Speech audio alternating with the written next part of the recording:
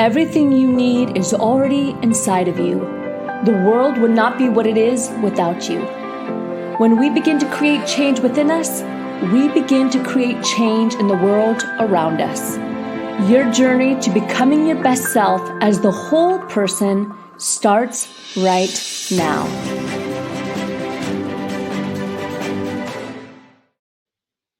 Hello, it's Lauren Sweeney. I'm your host of the Become Your Best podcast and webinar series.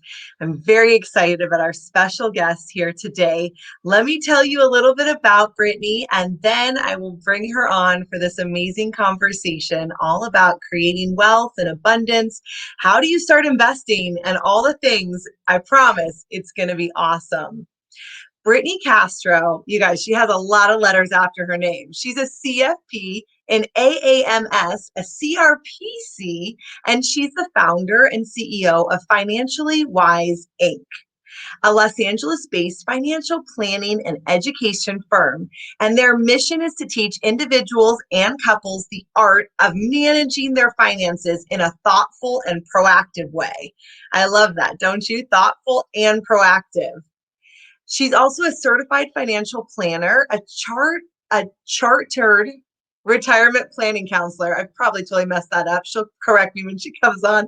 An accredited asset management specialist, an entrepreneur, and she's a highly sought after speaker and host. I can attest to that. We are excited to have Brittney on. Did you guys also know that she was selected as one of 40 under 40 in 2020 by Investment News as one of the 22 women to watch on Investment News also in 2018? And she was ranked 6th on Investopedia's, what a name, that's cool, top influential financial advisors in 2017. You guys, she also serves as the in-house CFP for The Mint, so cool, as well as the head of education for Altruist. I was just talking to her about that before we got on. These are both roles where she can continue her efforts of spreading financial literacy to the masses through media interviews, video content, and social media campaigns. Away from the office, you can find Brittney meditating, traveling, exploring, and of course, dancing. And I can attest to all of those things. Let's give a warm welcome for Brittney Castro. Yay! Thanks, Lauren. What a nice welcome. Did I totally mess up? I mean, I think I got Investopedia right, but you did great. Yeah, all those alphabets just basically means I went to school and passed some exams to do what I do. I love it. I was reading your bio last night, and you were also talking about that you help people with money in a non-judgmental way and also in a proactive way. Talk to me about you and your brand and what you love in the space of money. Yeah, so I've been doing this kind of work for 15 years. Now I don't work with private clients anymore. I actually have a partner who handles all that side of the business. And my focus is really on the financial literacy and content creation, whether it's for my own brand or some of the partnerships, Mint and Altruist that you mentioned. But I think when I first started, I just saw there was this need to talk about money in a more relatable way. I mean, there's the stereotypes of financial professionals being like intimidating and kind of having that stigma of like, I'm the expert, you're the client, and you're dumb and I'm smarter than you, and kind of like talk down and just like puff themselves up to almost like justify their fees or what they're charging you so that you felt like you needed this person at all times to help you make any decision. And I just didn't really buy into that model. So I think throughout my own career, I've just found a way to make it engaging and fun to talk about money in a non-judgmental way, which I think is important because, I mean, now more than ever, I feel like people are so much more understanding, especially after 2020 year. You know, everybody kind of got hit in a different way with the pandemic, but you know, it's like we're already hard on ourselves. We're already like self-critical, especially with finance. A lot of people feel insecure. No one learned this growing up. So when you become an adult, you're just expected to know everything about managing your money. But the reality is hardly anybody knows how to manage their money. And you just have to decide you want to learn, and you keep committing to learning year after year as your life changes. And I feel like the non-judgmental in life in general is just a great way to accept where you are, learn what you need to make it better or improve the situation. And the last thing you want is to work with a professional who makes you feel bad about anything. And that's just never helpful for me. And so I just never found it helpful in the financial space. And I think that's a really important style that I bring to the way that I talk about money. I love that. And I love watching you as well on Instagram and different things that you've done. I know you have some really practical ways for getting started, or where would you take someone? So there's a money journey. Talk to me about where to start, or maybe you're in the middle, or maybe you're like a money expert. Yeah, I think it's important to kind of, like first identify where are you. The nice part about money, it's like the more you know, the more you realize you don't know. So even me, after doing this for 15 years, I'm like, God, I don't know anything. And the reality is I know a lot, but there's just always new things to learn, new strategies, and our world is changing. Like obviously our world has changed significantly over the past year. So to get stuck in any one way of doing something is usually not helpful, especially with money and technology changing the way we're investing and working with professionals. So if you're beginning, I would just say start by enrolling in some sort of online money class. I teach one regularly where it's Zoom meetings. We talk about different things like money mindset, which is a huge thing, budgeting and cash flow management, setting up different savings or investment accounts based on your goals, talk about insurance and estate planning and tax strategies. So enroll in some sort of course or read a book, and read multiple books, because it really is just a subject and you have to say, yep, I want to start learning this subject, and that will start the journey. So that's like for someone starting out, whether you're younger or older, it doesn't matter, just start.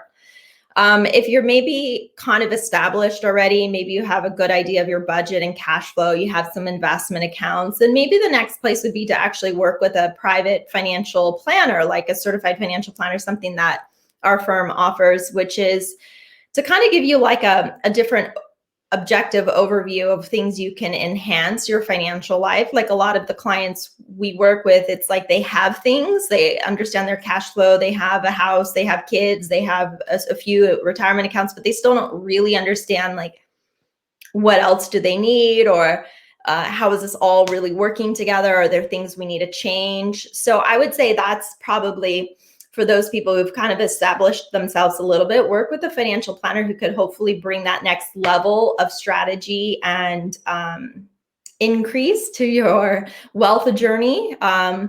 Whether it's just even educating you about different tax strategies to minimize taxes with your investments, or finding new investments that you don't know about to invest your dollars for growth.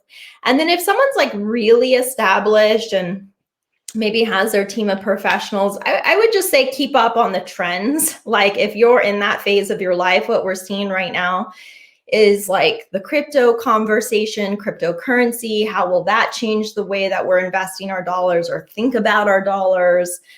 What new tax strategies do we need to think about as it relates to wealth preservation and passing wealth to the next generation?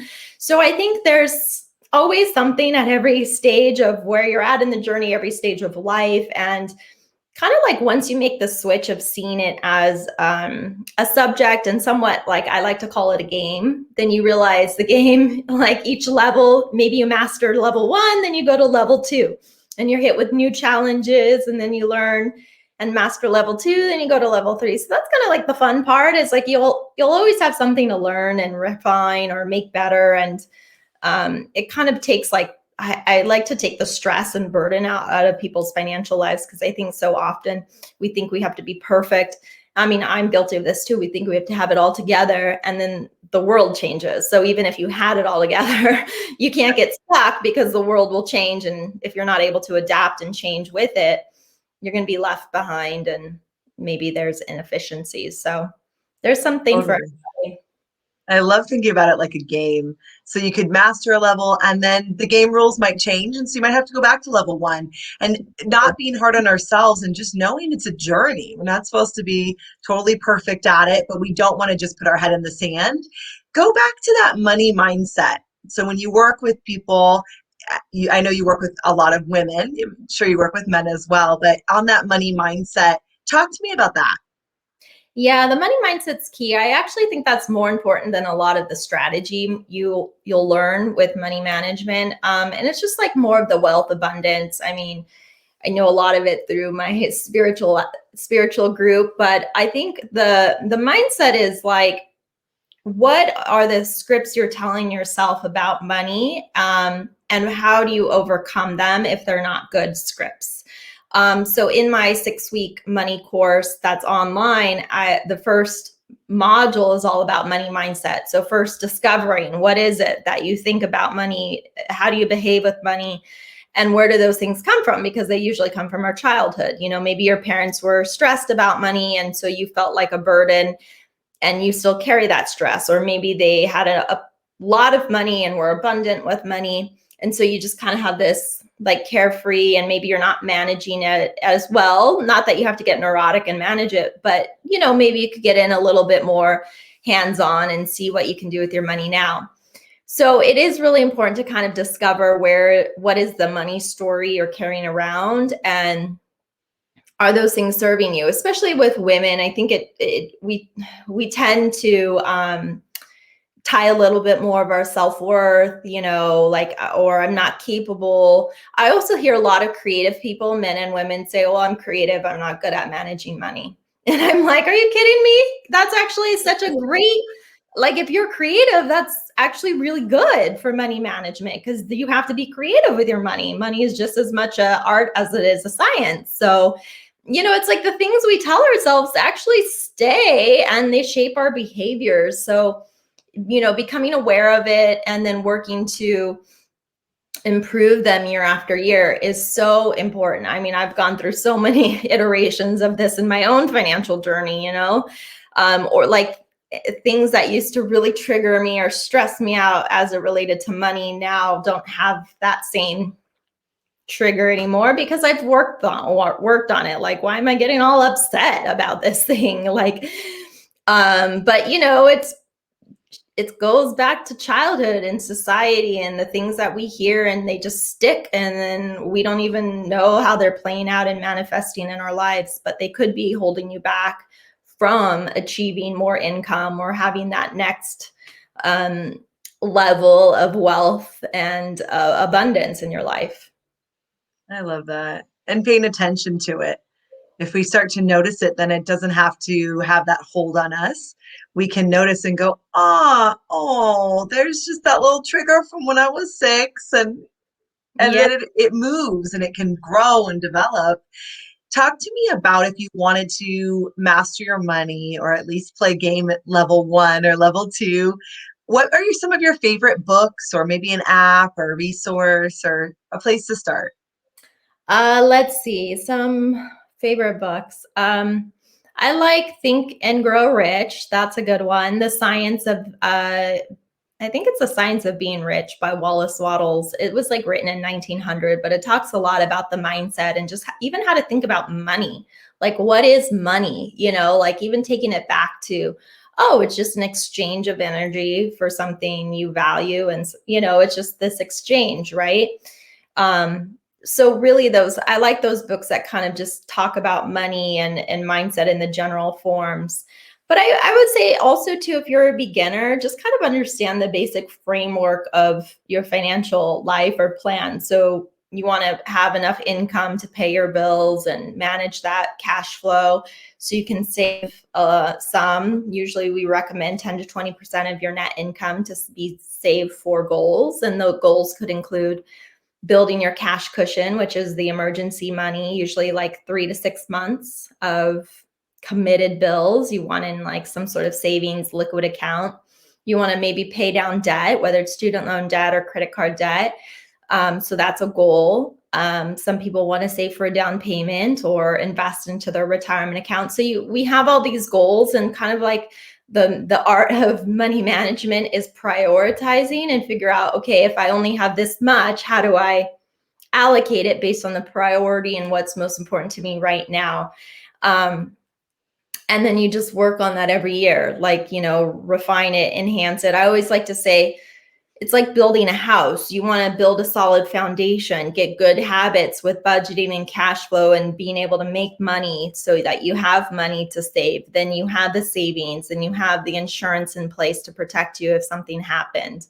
Then you build investments on top of that, investing in retirement, your house, real estate, other things that can grow wealth, and then protecting it with estate planning and all of those legal documents. So a lot of people want to go straight to investing because it's like the sexy part. But if you don't have that solid foundation, maybe you're investing, but then if something happens, you need money, there's nothing to fall back on. So that's when you have to take from the investing account when maybe it's down, or you pay taxes because you took it out too early. So there is, a reason why you want to kind of have some sort of game plan and have this foundation, even if it takes a little bit longer. It's more sustainable that way. And then that will help you when like major events like 2020 happen that no one could have planned for. Absolutely. I love that. You have to build the walls of the house and then build the roof. And then even if you love the sexy investing, or you're like, oh, what about that crypto? And you're like, yes, but you have no cushion. You have or you have a lot of debt or things like that, and really looking and working with someone and seeking that outside counsel too, and getting, like, an Olympic athlete has a coach for a reason. All of us need like a money coach for a reason, so that we have someone to kind of guide us and say, hey, this would be a great place to go from. Absolutely. I love that you brought the coach up, because oftentimes I always tell people, look, paying for a financial planner mainly is to help you like avoid making mistakes because you're emotionally connected to your own money. So even just Totally. having that like outside professional that you have to check in with and talk about bigger decisions with can help you avoid those mistakes, or just remind you not to panic when the stock market's going crazy, or you think the world is ending. I mean, it's very valuable to have that type of trusted professional guide you along the way. How does someone know if they picked a good CFP to help them? Great question. Well, one, I would just say, make sure you like them. It's like finding a good doctor. You want to think about, if you're finding like a primary doctor, you want to find somebody that you can ultimately build a rapport with, a relationship. You're with them for the long haul.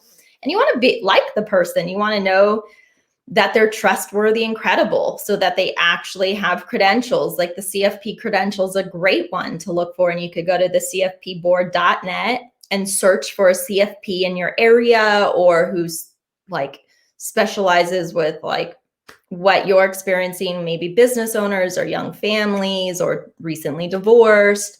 So you could put a search criteria and start the interview process. So you like them, trustworthy and credible. And then I would say the next one is that they're responsive. I've seen so many people just settle and work with someone, or they're like, oh, well, it was my parents' advisor and, we had them too, but I don't really like, we talk once a year, and I'm like, what? Why are you paying that person? Find someone who's like fitting where you're at in life and is responsive. Like even with my doctors, when I email them or call them, I want an answer that day. And luckily I found doctors like that. So there are people out there in the financial world who will be proactive, who will respond to you on the daily basis, whether it's email or phone call. And the last one, I would just say, you want to know easily how they're compensated. No financial professional should have any hesitation to say, this is my fee, this is how I work. Very transparent, honest, clear. If they're like, well, I get paid here, and they can't answer the question, chances are they're probably, overcharging you. And that's why, and they're not giving you the service you deserve. And that's why they don't want to answer it like straight. So there's a lot of advisors who don't work on the asset minimum. Like you don't need a certain amount to work with them. They'll just charge flat fees based on the complexity, kind of like a coaching model. For 3 months, 6 months, here's the fee, here's what we do within that realm. It doesn't matter how much income you make, how much is in your portfolio.